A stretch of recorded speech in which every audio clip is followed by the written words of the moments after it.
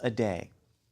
Well, there is only one book that outsells Ayn Rand's Atlas Shrugged, and that's the Bible. Now, a Christian who's also a Rand disciple is trying to bring the Bible and Atlas Shrugged together.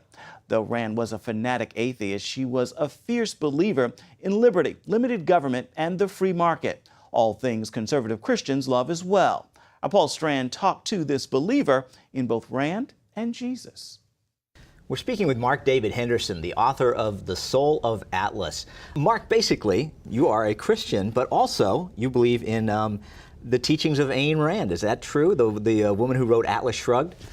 Yeah, I grew up with two fathers that raised me from different perspectives. My biological father is a Christian, my stepfather is an atheist and a follower of Ayn Rand, so I really combine those kind of things. And now what are you trying to do with this book, The Soul of Atlas? Are you trying to bring the two philosophies together somehow? Well, the subtitle says Ayn Rand, Christianity, A Quest for Common Ground, and that's really what I'm trying to find, is common ground, things that both worldviews hold very dear in value. Mm-hmm. Now, the main problem is that Rand was an atheist, right? And I mean, she was somewhat of an enemy of Christianity? She said she wanted to be known as the greatest champion of reason, the greatest enemy of religion. So yeah, the existence of God is really off the table for her. Mm-hmm. But yet, as you think about it, is it the economic philosophy? What are some of the areas where you find some common ground for a lot of Christians in America today and Rand's philosophy? Well, you know, there are some philosophical common ground areas, like objective truth and the capacity of man to reason that sets us apart from the animals. But the limited government perspective that Ayn Rand had and the espousing of capitalism as an economic system, that's where I think we find a lot of common ground with conservative Christians today. Mm-hmm. Yeah, I was going to say, your stepdad, who is the producer of the Atlas Shrugged movies, he's called for the two groups to start to work together, hasn't he? He has, and you know, between my two fathers that raised me, you know, I was just trying to bring them together, really to not just to engage with them, but to understand where they're coming from and then find that common ground so that we can act together. And that's what John Aguilera is really trying to do, is to bring those two together so we can accomplish more together than we could ever separately. John, your stepfather there.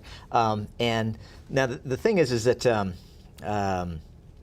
I guess what we can say is that today that much of liberal philosophy is sort of an enemy to both Christianity and the kind of conservatism and capitalism espoused by Rand. Is that true? I think that's true, and I think, you know, individual liberty is really at stake. The government is overreaching its rightful role, and I think that Christians and objectivists from a different foundation can agree with that very practical, ethical ground or sort of results of that thinking.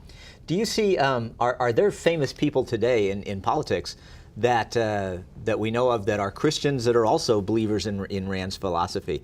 Guys that we might recognize right on Capitol Hill today. Well, you know, I think Paul Ryan is sort of the obvious, and he's got a long history with Ayn Rand. I think Rand Paul as well.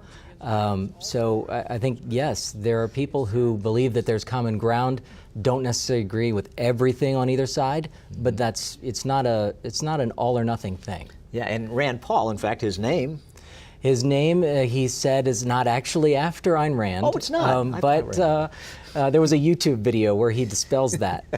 But nevertheless, it's given a lot of Ayn Rand enthusiasts reason to sit up and cheer. His famous father, Ron Paul, a big backer of Rand, isn't he?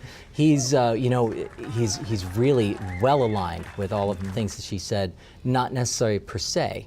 But that's why he has a lot of fans among the objectivist and secular libertarian community. Are you getting good reactions from people on both sides?